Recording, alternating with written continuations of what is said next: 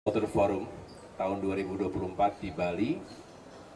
Kami berdua diundang secara khusus untuk menyampaikan pandangan sekaligus juga pengalaman dalam menjalankan sejumlah atau mengikuti ataupun melakukan beberapa program kebijakan dan strategi terkait dengan water management di Indonesia. Jadi ini forum yang bagus karena berbicara bagaimana tata kelola pemerintahan di tingkat pusat, tapi juga langsung di breakdown di tingkat lokal dan juga regional. Local and Regional Government Forum ini menjadi penting karena juga pada saatnya setelah kita tentukan kebijakan di tingkat tertinggi, diimplementasi secara baik itu tentunya memerlukan kepemimpinan dan manajemen yang efektif di tingkat lokal. Tadi saya secara pribadi berbagi pandangan bahwa prinsipnya ada 3 untuk mendukung tema besar World Water Forum di Bali ini, yaitu Water for Shared Prosperity. Maka yang pertama kita harus mengedepankan bahwa manajemen air, khususnya manajemen air bersih ini harus ditujukan pada penguatan kesejahteraan dan kemakmuran untuk semua, untuk rakyat. Jadi jangan sampai kemudian air yang merupakan elemen yang paling fundamental dalam kehidupan tidak menghadirkan kesejahteraan bagi seluruh rakyat. Yang kedua, bagaimana memiliki fair accessibility, akses yang juga berkeadilan untuk semua. Tidak boleh ada yang sulit sekali untuk mendapatkan air bersih dan juga untuk sanitasi. Dan yang terakhir, berkaitan dengan sustainability, keberlanjutan, bicara global warming, krisis iklim, dan kelangkaan air serta tanah ini juga tidak pernah habis, artinya selalu menjadi isu dan perdebatan termasuk konflik di berbagai belahan dunia. Oleh karena itu, melalui World Water Forum kita punya semangat untuk mencari solusi bersama dan mudah-mudahan kita bisa bersatu dan berkolaborasi mengambil langkah-langkah yang konkret dan menjaga air termasuk tanah dan lingkungan kita yang hanya satu, artinya kita berharap masa depan anak cucu kita juga tetap baik dan semakin baik. Demikian yang saya sampaikan. Terima kasih. Terima kasih banyak Mas Sae. Rekan-rekan sekalian, tadi acara hari ini sebetulnya acara mengenai masalah peran pemerintah daerah, local government contribution untuk water management. Kita tahu bahwa dalam Water Forum ini sudah dimulai 2 hari pertama. Hari pertama sudah dibuka tadi oleh Bapak Presiden hari Senin, kemudian dilanjutkan dengan high level meeting yang diikuti oleh semua kepala negara yang mewakili. Kemudian setelah itu dilanjutkan dengan tingkat menteri, ministerial meeting levels, dan itu ada joint ministerial level, joint declaration sudah ada. Itu lakukan 2 hari, Senin sore dan kemarin. Nah, hari ini kita turun ke level berikutnya, yaitu local, national level, khususnya peran daripada local government. Tadi saya sudah menyampaikan bahwa kita memang kalau bicara tentang kerjasama antar negara dan kerjasama penanganan water management pada national level, ini akan mempengaruhi sistem politik dan pemerintahan yang ada di negara masing-masing yang tidak sama satu sama lain. Ada yang menerapkan sistem demokrasi, ada yang autokrasi, ada yang authoritarian, ya. Ada juga yang menerapkan sentralisasi, ada yang desentralisasi penuh, ada yang separuh desentralisasi, di mana otonomi diberikan termasuk kewenangan masalah air, ada yang di central government, ada yang local government. Nah, ini membuatnya menjadi lebih dinamis. Tapi tadi saya sampaikan bahwa air ini nggak kenal sistem itu. Yang penting dia di-treat mau jadi kawan atau mau jadi lawan gitu. Jadi friend or enemy. Nah, kita berusaha menjadikannya friend. Maka kita perlu bagi tugas di national level. Peran pemerintah pusat apa? Ngambil pelajaran Indonesia, kita bagi tugas di tingkat pemerintah pusat apa yang dikerjakan, misalnya membuat target-target nasional, regulasi tingkat nasional, undang-undang, kemudian juga keuangan, dukungan keuangan dari pusat, membangun misalnya bendungan-bendungan besar, seperti yang sudah dikerjakan dalam pemerintahan Bapak Jokowi melalui Menteri Pekerjaan Umum. Banyak bendungan yang dibangun, irigasi, kemudian penanganan banjir, macam-macam lah yang dikerjakan.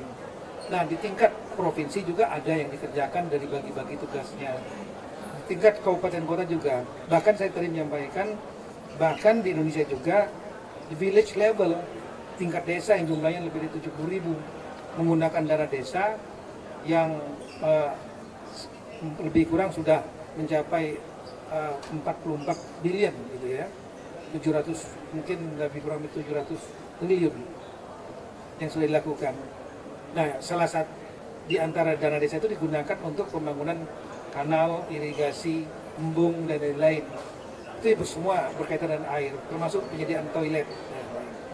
Nah, intinya yang kami sampaikan bahwa dari pengalaman Indonesia dan pengalaman dari negara-negara lain, tentu kita perlu membuat semacam joint declaration dan guidance bagi pemerintah-pemerintah daerah, karena pemerintah daerah seluruh dunia ya, itu dimanapun juga itu semua memberikan kontribusi untuk upaya global ini, sehingga guidance kita tadi disampaikan beberapa poin ya, mulai dari masalah pendidikan, kemudian masalah perencanaan, budgeting, planning and budgetingnya, isu-isu apa dalam water ini yang harus ditangani, seperti safe drinking water yang harus menjadi bagian dari human rights, kemudian juga bagaimana menangani masalah water supaya tidak menjadi enemy, seperti flood, ya, banjir, drought, kekeringan, dan lain-lain.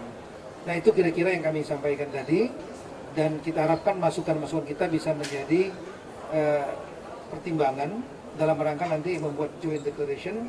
Dan kita juga menyampaikan dari terakhir, membolehkan pemerintah daerah untuk bekerja sama dengan pemerintah daerah negara lain untuk sharing best practices sepanjang itu sesuai dengan aturan undang-undang nasional yang berlaku. Saya kira itu.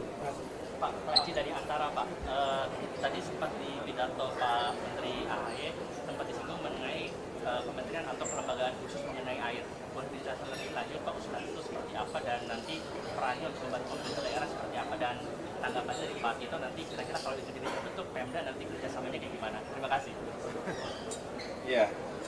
Ya, memang tadi dalam remarks yang saya sampaikan di forum tadi ada satu gagasan, pandangan yang boleh kita kaji lebih dalam tentunya. Ini juga melihat dari pentingnya mengintegrasikan, mensinkronisasikan segala urusan manajemen air ini di tingkat pusat sampai dengan tingkat yang paling bawah seperti yang disampaikan oleh Pak Mendagri tadi. Berbicara provinsi, kabupaten, kota, kecamatan, desa, dan seterusnya. Artinya kita berharap ada sebuah badan yang khusus menangani air.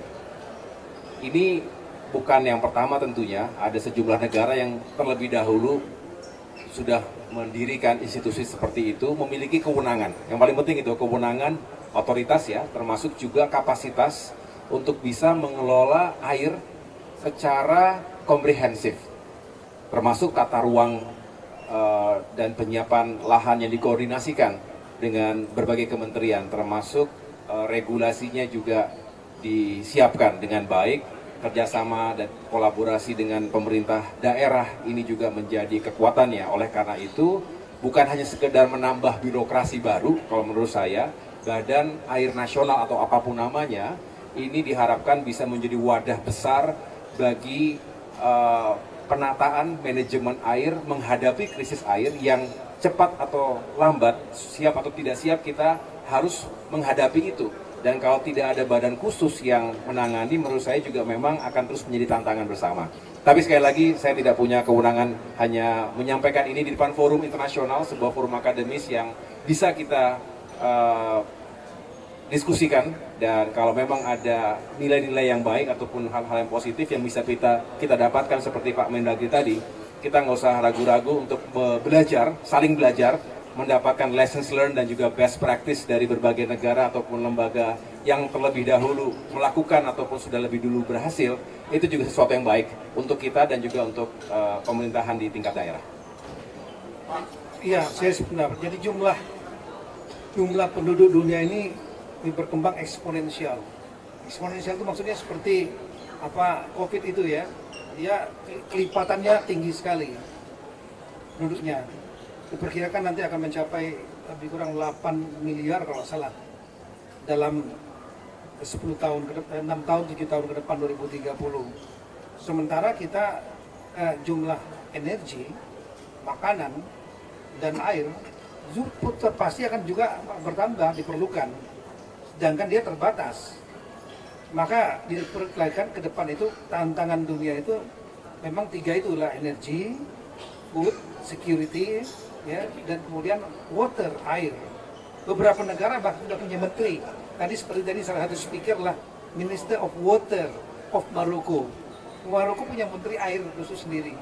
Nah kita mungkin, saya belum tahu, sementara ini kan kita lihat adanya di beberapa kementerian, seperti misalnya di Kementerian KKP, tapi mengurus masalah kelautannya, tidak mengurusi masalah air yang ada di daratannya gitu. Kemudian ada Kementerian Lingkungan Hidup yang menangani masalah juga air, tapi secara umum, spesifik. Dan Menteri ATR BPN itu sangat relatif, ya, sangat terhubung dengan masalah air. Karena apa? Tata ruang daerah yang menjadi tangkapan air dikonversi menjadi pemukiman, terjadi longsor, landslide, banjir, berpengaruh semuanya.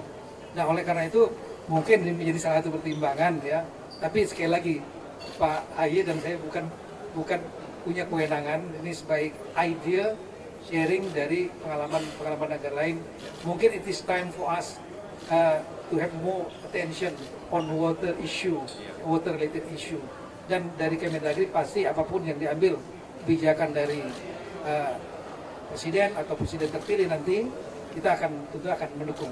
Pak AHY, ini soal usulan Badan Air Nasional itu, apakah sudah sebelumnya dikomunikasikan ke Pak Jokowi, Presiden saat ini, atau mungkin akankah ada rencana diomongin ke Pak Jokowi ataupun Presiden terpilih Pak Prabowo gitu? Karena kan seperti kita ketahui Presiden terpilih juga kan sedang menggodok ya Pak ya soal nanti kementerian dan juga kabinet itu seperti apa? Ya, sama seperti disampaikan oleh Pak Mendagri, kami tidak punya keruangan secara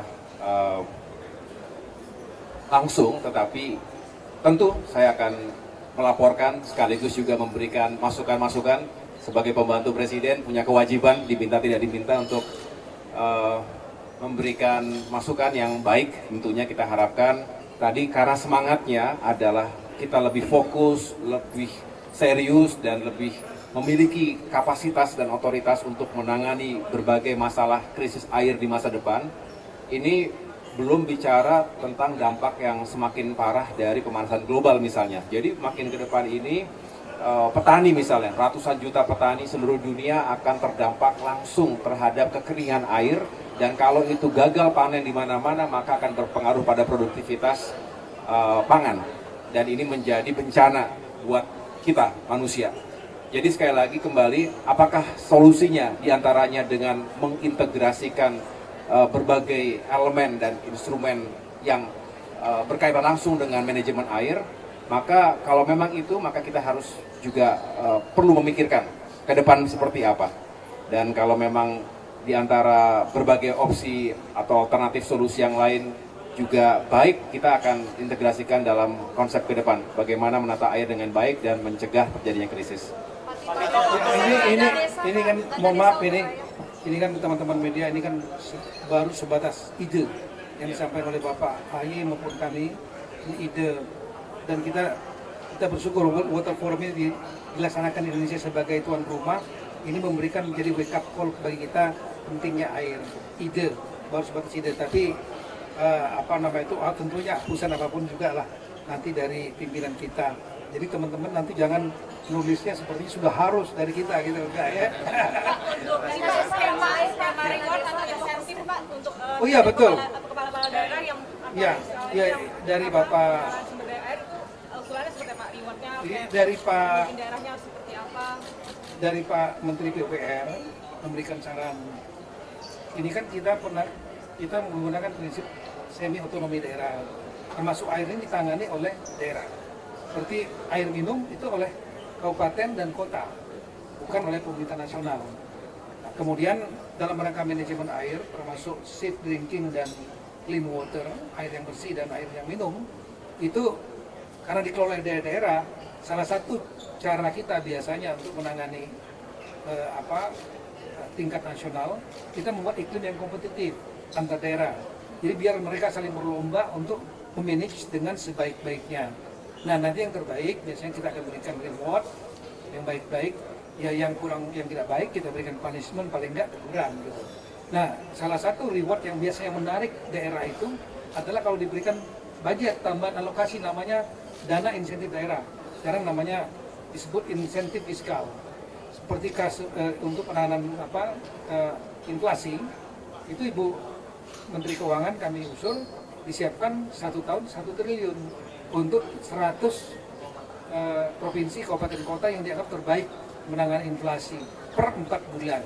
10 miliar untuk satu daerah masuk ke dalam tambahan APBD dia, ditambah naik elektabilitasnya. Nah, jadi caranya gitu, caranya mancing daerah-daerah itu. Air mau diusulin berapa Pak? 10 miliar per daerah untuk daerah yang dianggap berhasil. Total 1 triliun juga? Enggak, totalnya saya belum tahu. Berapa, apakah 100 daerah atau cukup 10 daerah, nanti akan dibicarakan teknisnya dengan Ibu Menteri Keuangan dan Ibu Bapak Menteri PPR. Indikator daerah yang terbaiknya apa Pak? Pasti akan dibuat indikator oleh Menteri Contoh-contohnya, Pak. teknisnya oleh, ya misalnya akses kepada masyarakat semua terpenuhi di daerah itu, akses bersih air minum misalnya, ya kemudian memanage dengan bagus, ya dengan robust, sehat, manajemennya, irigasi berjalan lancar misalnya. Nanti membuat kisi-kisinya dari teknis tentu Menteri PPR. Apakah akan didorong juga untuk memanfaatkan dana hibah dari internasional nggak Pak, para pemimpin daerah ini? Misalkan kerjasama dengan Australia. Boleh aja, tapi kan harus melalui pemerintah pusat kalau untuk hibah. Kalau dana desa Pak, berapa persen alokasi untuk air? Nggak ada yang spesifik, tapi kita memberikan instruksi sesuai dengan keperluan tiap-tiap daerah masing-masing. Makasih banyak. Ya, makasih.